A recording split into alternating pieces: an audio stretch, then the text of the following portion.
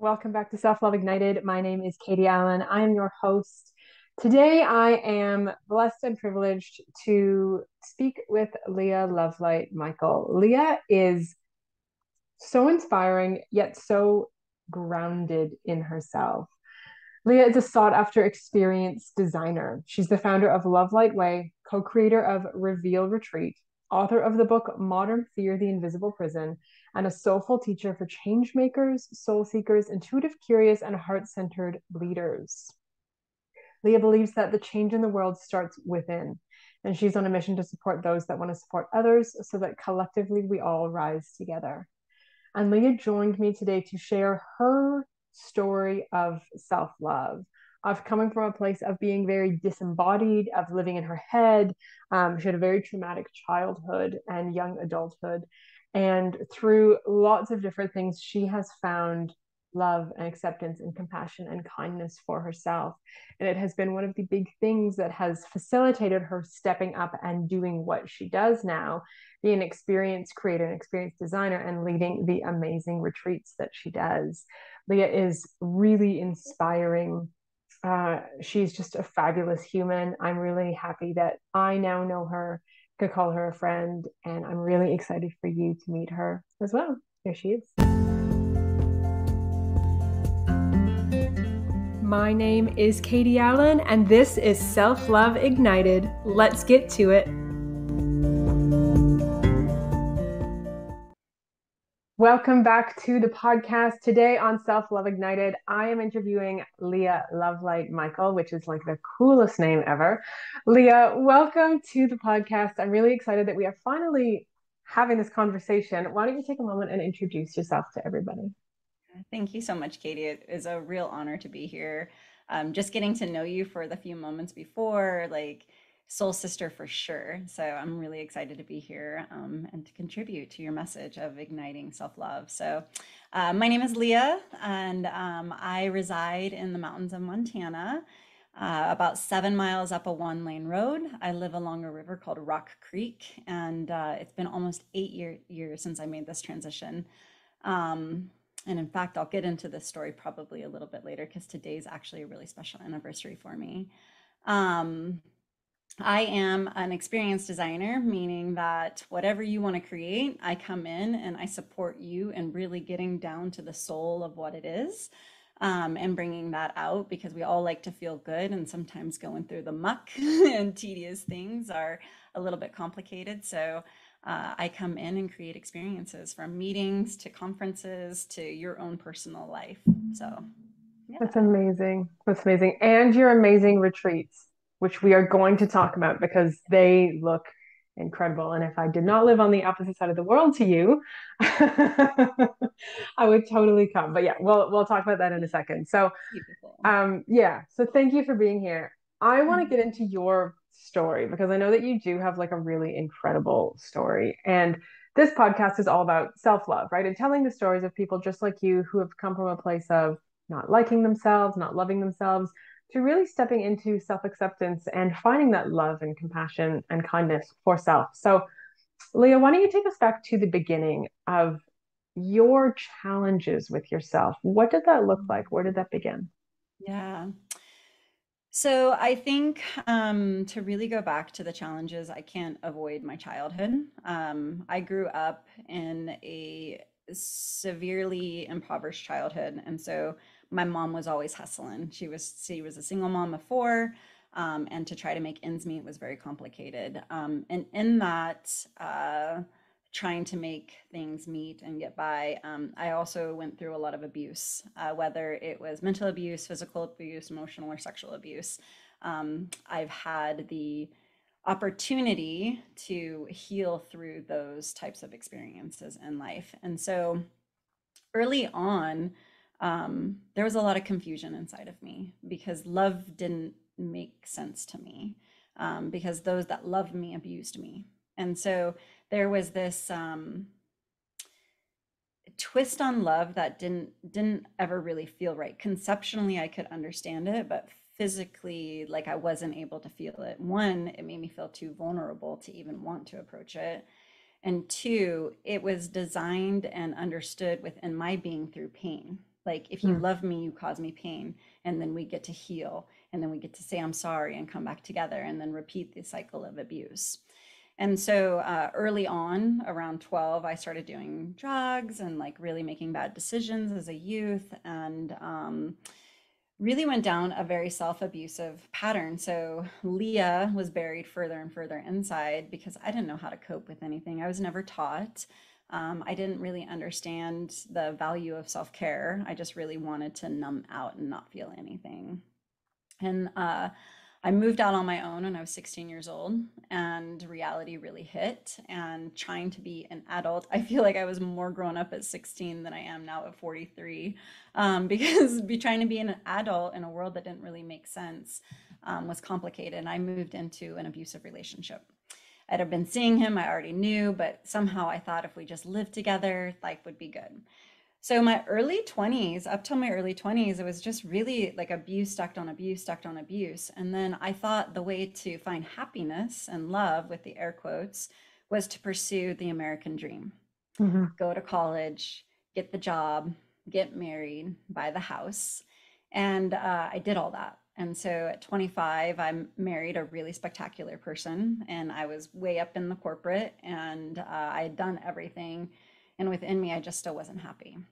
Yeah. And on one rainy night, sitting in my driveway, I worked up the courage to go in and ask my husband for a divorce. And I said, Babe, would you hate me if I asked you for a divorce? And his response was, I can never hate you. And so that was like a moment where I saw love without a condition. It Mm. was really an unconditional experience. And lo and behold, I went through the divorce. I sold everything I owned. I quit my job, and I purchased a one-way ticket to Nairobi, thinking that out there in the world, I would find this love. It was out there. I was on the search. So I traveled for about a year and a half, 27 countries, and I met a lot of really amazing people. And what I truly found out about self-love was it's not on the outside, it's actually on the inside. Mhm. And so when I returned back from my expedition and walkabout, I really began my healing journey. And I think for me, in order to find how self-love is, I had to like really heal the wounds first. And because of my eclectic mix of wounds, my my healing journey, it lasted a very long time. And in that process brought me to Rock Creek, where I am now. And during that time, I wrote a book. I had two boxers that just loved me immensely. My older boxer, Scrappy, was the first being that I just felt so safe to be loved by, like just so like, ooh, this is really love. And so I really got to learn love through his eyes, being my baby and me being his mama, my dog mama days. And the first feeling of self-love was when I was 40 years old and I was out in my yard, and I had just been looking around, and it was just so beautiful, and the dogs were playing, and I had this like profound gratitude. Just my younger self was like, how could life be this good? And I actually ended up dropping to my knees and just weeping in that moment. And it was the first time that this feeling of love transitioned from the conceptual meaning of my mind into the actual true visceral experience of my body. Mm. And then I realized there was so much more to self-love than I had ever even thought possible, because I hadn't really embodied it yet.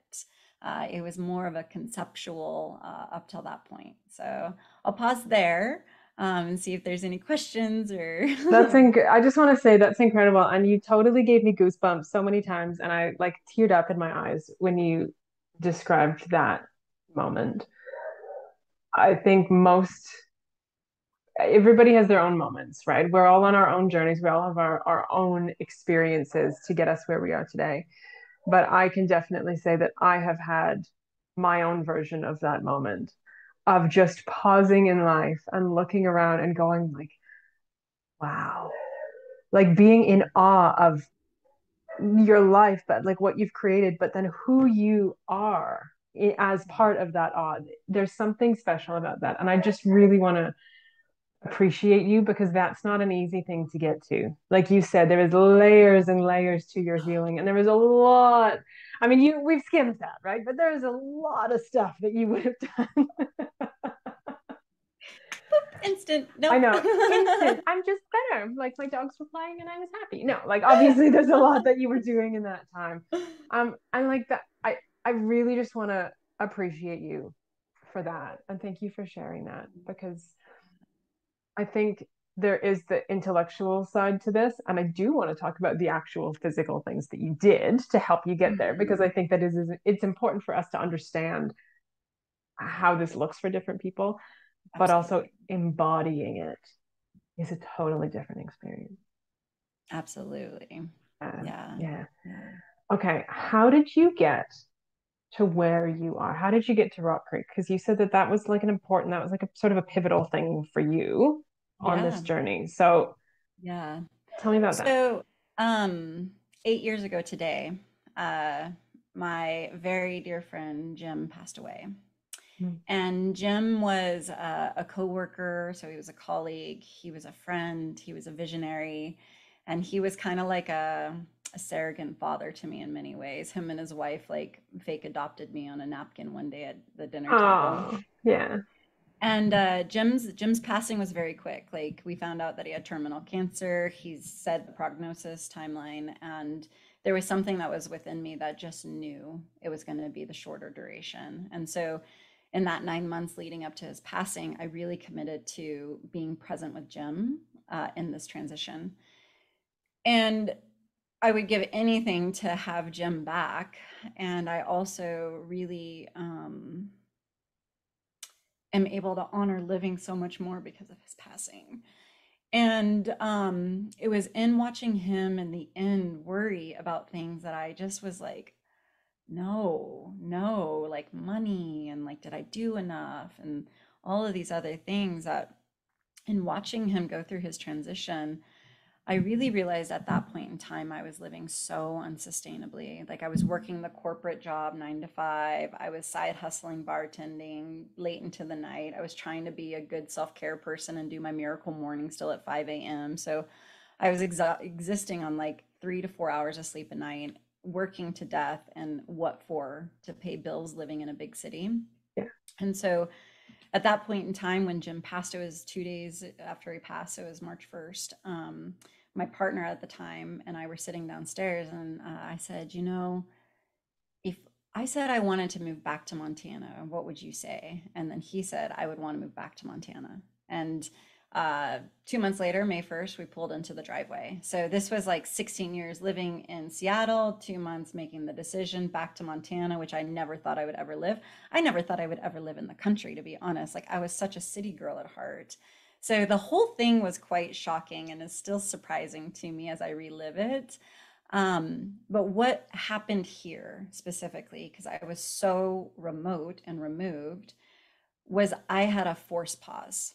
Like Yeah. there was no distractions out there. There was no sneaking away to the first job or the second job. There was no going out to the bars later. There was no like going hanging out with the friends. There was Leah and all the things inside of Leah that she had shoved down for all the years. And so once all the distractions on the outside went away, all of the internal like whoa started to emerge. Yeah. And so I had begun collecting tools and doing the healings before getting out here, and thankfully I had had like the foundation laid. But getting out here and actually having the great pause Mm-hmm. to allow all these things that I am really good at submerging or like pushing down to surface actually really was like the catalyst that really opened me up all the way to create the ability to hold the space that I'm able to today. So this land healed me in many ways. Yeah. I resonate with your story on so many levels. And I want to say, my condolences for Jim's passing. Me too. Obviously he's somebody who, you love dearly, and he was family to you. Um, Yeah. and it gives us context for life. When Yeah. we see somebody we love at the end of their life, it makes Yeah. us, if we choose to take that lesson on board, right, and embrace it, Yeah. It makes us appreciate the life we have. Because Yeah. none of us is here forever. We all, we all have an expiry date and we do not know when that's coming, right? Yeah. We do So not know. true. Yeah. And like, there's nothing like seeing somebody who you love approaching that and knowingly approaching that and dealing with everything that, and the waves of grief and everything that comes with that to make you really pause and look at yourself. Yeah, he was the greatest gift alive and in passing. Like, I honor him fully always, Yeah. always, and I can still hear him, it's such an intimate way of like when I do a shocking thing, I can still hear him say, "Oh my, Leah."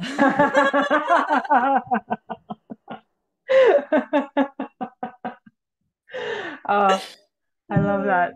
Okay, so Leah, tell us some of the tangible things yeah. that you did. So you made the massive move from the city out to the country, not just to the country, to a like remote little tiny place in the mountains. Like you didn't move, like you went all the way. When All you the left the way. city, you went all the way.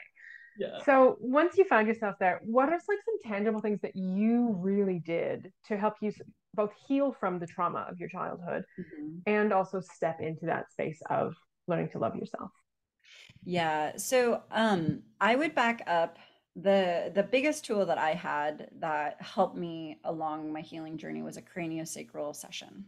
So Mm-hmm. craniosacral therapy is a very light touch um, body work that works with the fascial tissues that connects the body. And so I saw a craniosacral practitioner multiple times, and it allowed some of the issues in the tissues to emerge. And so, to explain that to an audience that might not understand, anytime we go through an experience, there's a contraction within our body. So, if we're bracing in our mind at the shock of, like, everything contracts, and in that contraction, it can like kink up your energy.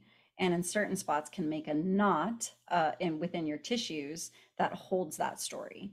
And so, as you gently approach that, it will help to release the tissues, and sometimes memories will come up. So, I went through a really intimate workings with a practitioner through craniosacral therapy, and it helped me so much just get some subconscious stories to the surface in a non-direct way.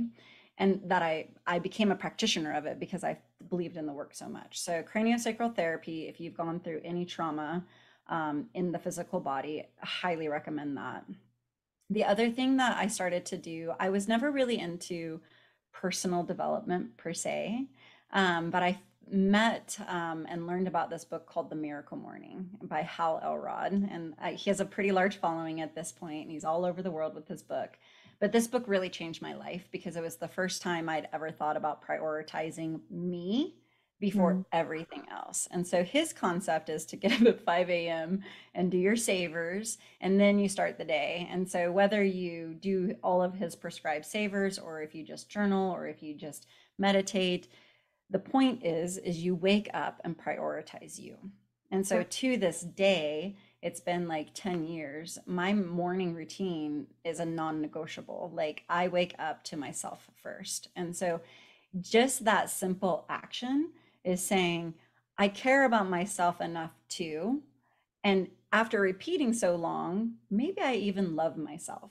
And Right. so that's one thing that I would definitely say. And for me, there's been so many other tools, Reiki, there's been hypnosis. Like, I mean, I have gone down the list and tried.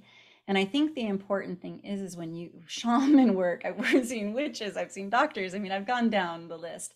I think when you're on a healing journey and an exploration of healing to wholeness so that you are able to embody that self-love, that it's important not to just say this one thing worked great and I'm going to keep doing it. Yes. Variety is the spice of life. Don't get too caught up on one person. Let yourself have many teachers in that sense. And so, after seeing and practicing and then being in the stillness of this slow, slow, slow pace of earth that I experience on a daily basis out here, I really recognize the evolution into self love is taking my healing experience into my enjoyment experience. I, I have clearly identified within myself that I shifted from healing into wholeness into self-love because Mm. I'm able now to find pleasure and joy.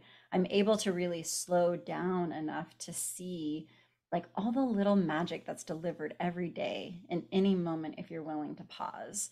And that juiciness, that yumminess that you get in the small things, I think are the little pebbles that build the mountain of self-love. Because the more you love experiencing life, the more you're loving your inside. And so, in that sense, that was great in that way. And just to tell myself I love myself every day. Mirror work was one of the hardest things I've ever experienced. I went through it self-facilitated and really learned the power of looking in one's eyes and actually speaking truth. Yeah. And I would say the biggest thing with self-love for me was learning to be honest. Yeah. And that's a hard journey because I didn't realize how much I lied in the beginning to cope with all of the trauma that I went through. And then in coping with and lying about all the trauma I went through, I really just continued to lie to myself. Like, it's okay if I do this. No, it's not. It's harmful to your body, you know? And so like really learning to like listen to yourself to say like what am I saying is okay, you Yeah. know? And Yeah. listening to that. Yeah. Yeah. It's like the honoring yourself and caring for yourself. Are you sacrificing yourself? And Yep. when it's unconscious, it all looks the same. There, it's all muddled together. But as soon as when you're doing the work, you start being like, this is self-sacrificing. I'm throwing myself under the bus because I'm trying to maybe keep somebody else happy, or maybe just do what I've always done, and maybe that's what's comfortable for me, or whatever it happens to be. Yes. And as soon as you start seeing that you are sacrificing parts of yourself or your health or your well-being, it's like when you truly love yourself, suddenly that's not okay. I'm not okay with that. That I don't want to do that. I don't want to be that person. I don't want to do that. And it really does. It's like the little things. But I love what you said before too, where you're like, you're on the journey, embrace multiple teachers, open yourself to different experiences. And Yes. I feel like that is such a key thing that so many people get stuck on one thing. And it's like you with your craniosacral therapy, that was like the big beginning for you, right? And Mhm. like totally there, quite often there does need to be a kick in the butt, right? There does need to be that one thing that wakes you up, that one thing that gets the ball rolling. But like we are very complex beings, all of us. We're complex physically, we're complex mentally, emotionally, spiritually, right? Like we all have layers and like dark spots and little corners that maybe we haven't looked in a couple decades. And like to expect that one thing is going to just do everything, it's just unrealistic. That's not how It we is work, very unrealistic. Yeah. right? It's like being like, kale is healthy for me. So I'm just going to subsist on kale for the rest of my life. Like, it's the same thing, right? Like, sure, kale is healthy for you, but it's not complete. You have to have other things. Yes, exactly. Yeah. I do enjoy a good kale salad though. So do I. I think it's delicious, but not Not everything all every day. the time. My Yeah, jaw would be too tired if I had I to know. eat kale every day. I know. It'd be way too much. It would be way too much. So, Leah, the miracle mornings. I just want to touch Hmm. on this because I think one thing that a lot of people struggle with when they are struggling with their relationship with self is putting themselves first. Sometimes just like finding the time, right? The number of people that I've had say, like, I don't have time for myself. Where would I find the time? It's like everybody else comes first, and that's the self sacrificing thing in it. Hmm. Um, what did that look like for you at the beginning? What does that look like now? Are you like a 5 a.m. everyday person? Is there flexibility in that? What does that look like? Yeah. So in the beginning, I'm a Capricorn. I like to follow rules. So in the beginning, it was very regimented. The alarm went off 5 a.m., no snoozing because he says snoozing is bad. So like I really followed the prescription in the beginning. And the 30 days, like he gives you a 30-day challenge. So you can go Google like this is a real game changer. Of course, you're gonna have all the conversations of like, oh, I'm getting to bed too late. I don't want to get up that earlier. Oh, I can just skip it today and start tomorrow. No, just start. Like legit, just start.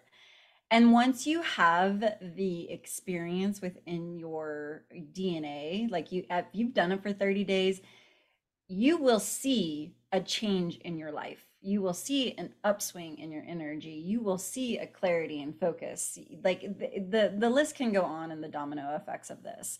And I am human. And so I do ebb and flow as everybody does. And so sometimes, like summertime, especially for me, is really hard because we stay up later and then it's harder to get up earlier and so on and so forth. I have all the excuses too. Just hit me up if you want me, if you're not the only one.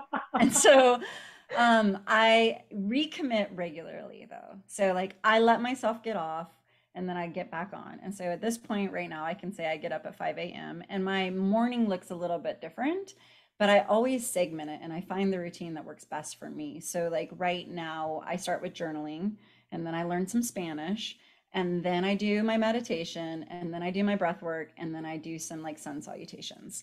And all of that can be done, believe it or not, in 40 minutes or less, you know? And so when you're looking to find time for you, do it before anybody else wakes up. And it sucks at first because you're like, oh, the bed just feels so good. And you're so habituated into like sleeping in. And that's just what feels really comfortable. And when the alarm goes off, just get out of bed and know what you're going to do. So I would say success for this is like have an idea of what it is that you want to do. Don't start with too much and set a timer on your phone. So like if you say I want to journal for 10 minutes, set a timer for 10 minutes. Like if you say I want to do breath work for 5, set a timer for 5 minutes. Just let the clock support you in your commitment. And don't expect that you have to do it all at once. Just sometimes just getting out of the bed is the commitment to the self that you've achieved and success. Celebrate that. So yeah, I just know life is better if I have my practice. And I know that like the quality of my work is better if I've put myself first. And I know when I'm in a low, when I'm not putting myself first. So now I can use my morning routine as a gauge of like, where am I mentally, emotionally, and physically? Like if I'm not doing it, I can look at my other patterns and behaviors and be like, oh, it's because you're being a little self-sabotagey right now. Like, oh, you're avoiding that. Oh, there's some procrastination there. So I can use it as a tool of success. And I can also use it as an indicator of like, all right, there's a little bit more exploration to do. Mm. And that I think that that's so beautiful because on this, like I talk about it all the time. And I think a lot of us do in our own way when we're talking about self-love is like curiosity and asking questions and being really kind to yourself.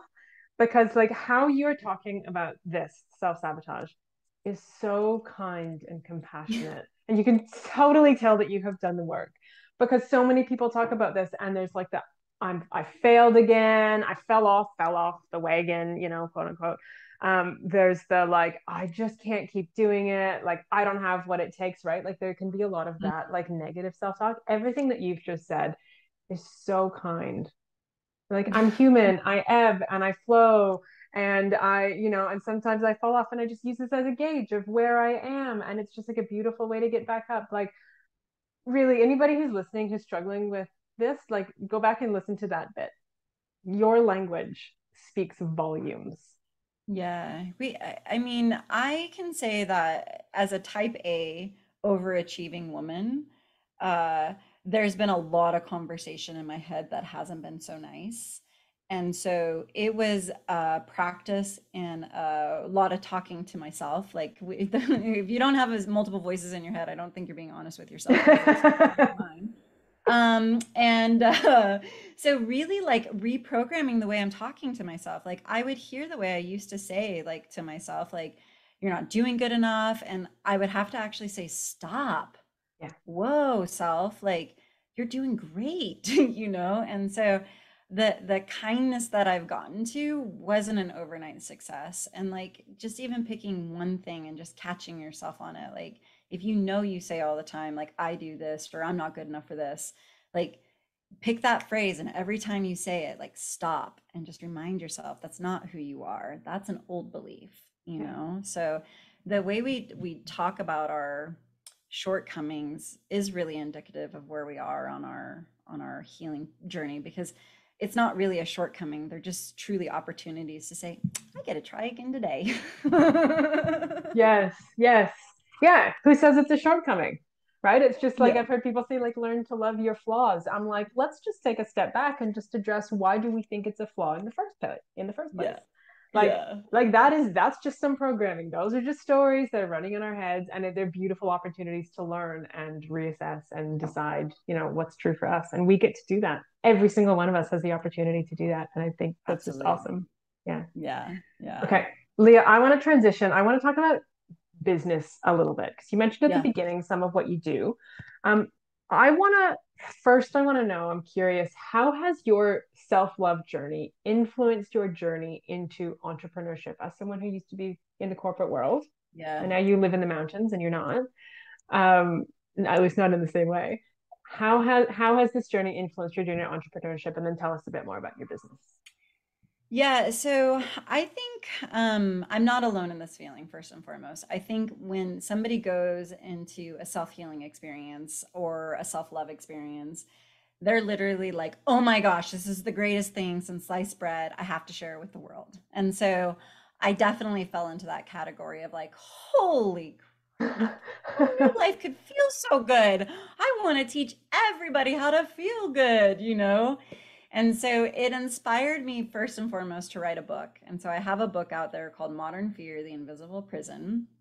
And it's really about learning to feel, and more specifically, learning to feel self love. And so in that book, um, I wrote most of it while I was out here. It was very cathartic for me and also very forthcoming on tools that I've shared, done, and like how I've reflected. So I'm building on to that book, a second edition with some more reflection questions and things like that to make it more interactive for the reader. But so as I was writing my book, I decided I should start doing retreats, like bringing people together to heal together. That's what I should do. I already live in retreat full time. Like let's bring people together. I need to be around people. So I launched doing retreats about 5 years ago, and so I have one area where I call it Lovelight Way, because Lovelight is my name, and loving, I believe, is not about the light always, but also being able to shine in the shadow. And so really like your love light is like being willing to go into the darkness and shine a little bit brighter. And so these retreats and that modality really supports that integrative, loving ourselves in our own darkness, really like facing our shadows, for lack of a better word, is things that we don't really want to look at, but we know are still like our constant passengers, like, hey, get in the car, all these little baggage shadows that don't feel good, but I'm still willing to carry you around. And then bringing the love to them and like really saying, oh, actually, I behave that way because like I went through this experience and that's a protective mechanism that I don't need to carry around anymore. So, and then at being a woman, like I really only leaned into the juiciness of being a woman in my 40s because I was type A. So everything was very cerebral. I like to do things, like get things done, like who has time for feelings when I got to get this and I want to do this and la la la. And so, as I went through my healing journey and I learned to feel my body again, I was like, wow, there's a lot here.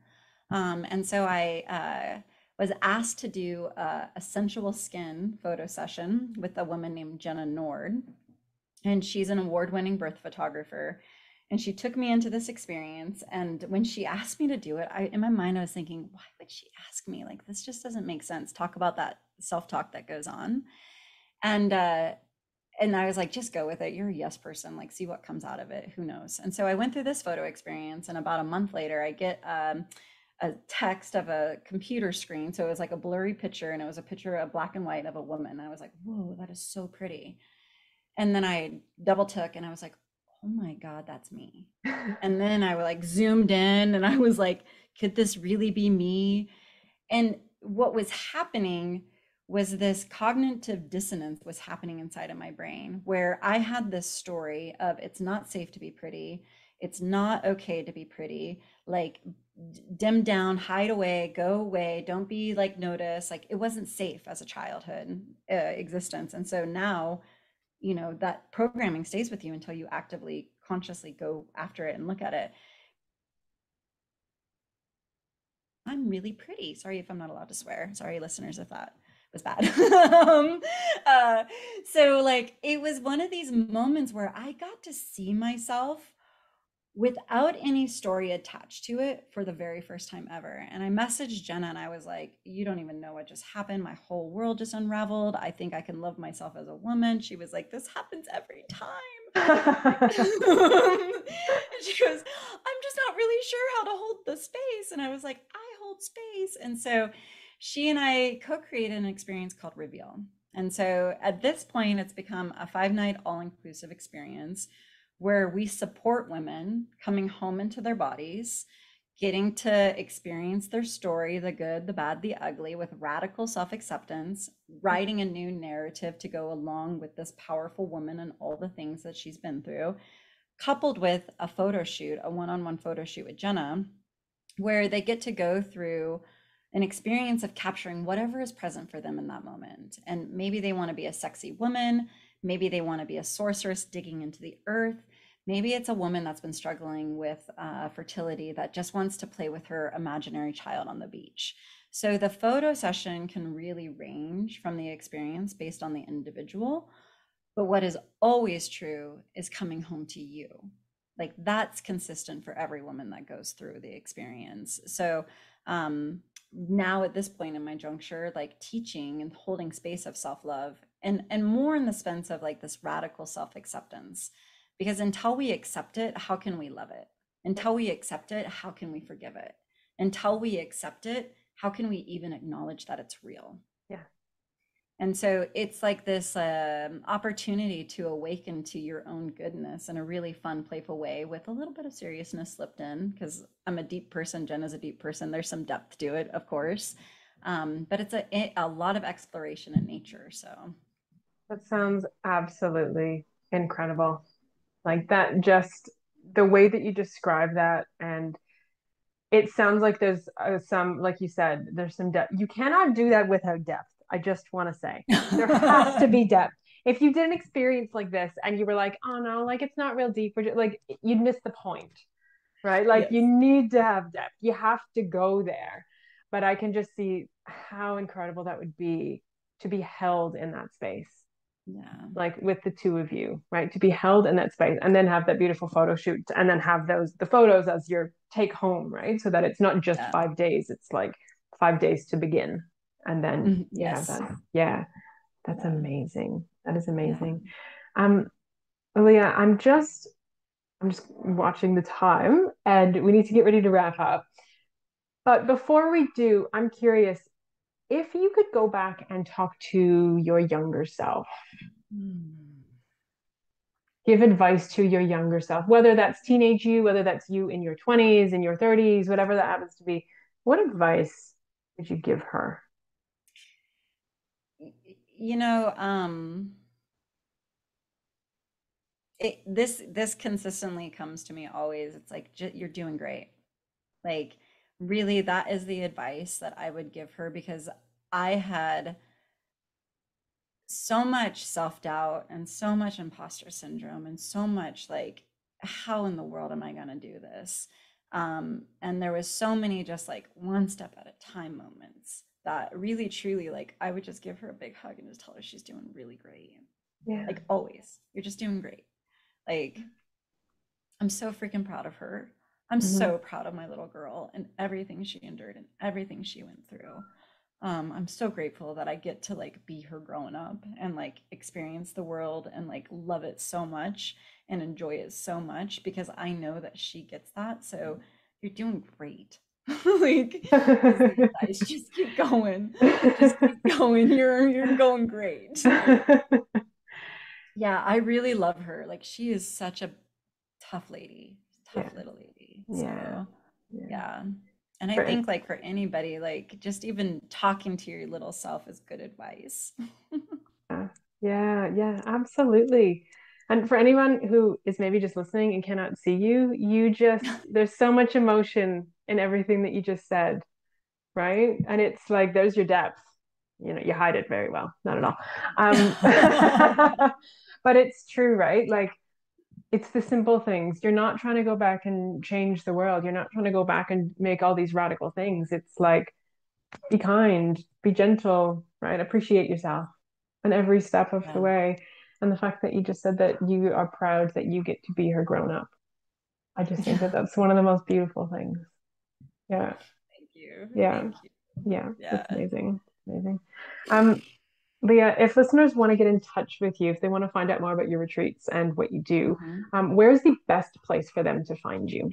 Yeah. The best place if they want to learn about Reveal is to Google Reveal Retreats. And I pop up like I'm the one that's top. There's a couple others out there, but to Google that. So on Facebook, Instagram, LinkedIn, Reveal Retreats, it's me and Okay. Jenna. And if they like want to not be on social media, leahlovelight.com will get you anywhere. Okay. Cool. Yeah. Yeah. I'll make Yeah. sure I'll link to that in the show notes anyway, so it's easy to click through. Yeah. Yeah. And okay, so I'm just curious, and I like to ask this sort of as our final question. Is there anything else on your heart?